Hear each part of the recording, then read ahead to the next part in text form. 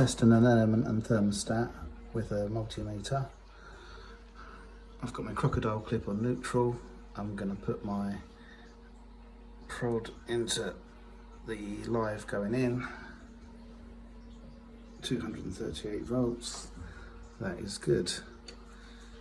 I'm going to put my crocodile clip on the earth. And I'm going to go back onto the live.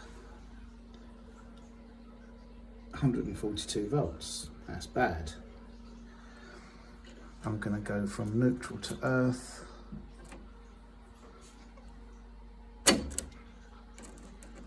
Neutral to earth. And I've got 100 volts going between that. That is bad. Time to get a sparky in.